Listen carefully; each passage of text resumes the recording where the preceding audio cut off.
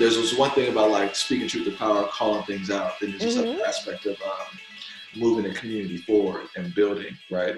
The root is obviously a business. It's building something. It's getting a platform to people, also the right. What would you say it's trying to build instead of, because there's calling out stuff, but then there's also like creating and building something. Like what is it we're trying to build or be the catalyst for building within the Black community? Oh, of course. So like a lot of people tend to focus like on our like punchier, funnier headlines, but if you actually read the story, there's usually lots of very powerful information, whether it's about history, whether it's about politics or policy, whether it's statistical information or trends. Like we are having really deep conversations daily on the root. So it's not like the jokey headline is just to get you like to pay attention.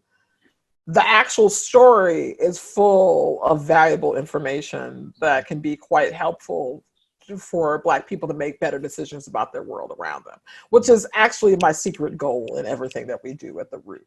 Right. So it's like, yeah, like we might write about Kanye or whatever, but you come for that and you stay for like our in-depth, coverage like we did on earlier this year, like on Pete Buttigieg. Michael Harriot wrote a viral piece about Pete Buttigieg that had a very provocative headline. But if you actually read it, you got into the substantive argument around how many white liberals like Pete Buttigieg view the education system, and where traditionally, white people will blame Black people, like, oh, they just don't have role models, and that's why their kids don't do well in school, as opposed to the schools are underfunded thanks to institutional racism. The teachers have fewer resources, and the children are growing up in depressed areas where they also have fewer resources to depend on. So it's like, let's just ignore all that and just say that, because they can't meet, a doctor or a lawyer. That's Black doctors or Black lawyers. That's the reason why, Black kids aren't going to college. And it's like, that's garbage. And so Michael took apart that argument, which got, Mayor Pete's attention. And we did several follow-up stories that kind of got into more depth around Pete Buttigieg's views on race, which weren't particularly nuanced or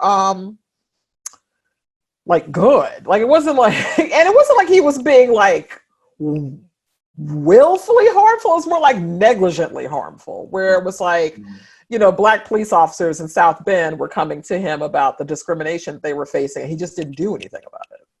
He just didn't take it seriously, which makes me think that he doesn't think that systemic racism is an actual issue, because all of his actions in South Bend reflected that he just didn't see that, oh, the problem is systemic racism. He's like, oh, the problem must be these people are whining, and I'm just going to ignore it and hopefully it'll go away until I decide to try to run for president. And then Michael Harriot writes an article about it. So, so we have a variety of content that kind of like, that does that, like there was this meme, there is this meme, it's still current, people still use it from time to time, where it says, get someone who can do both.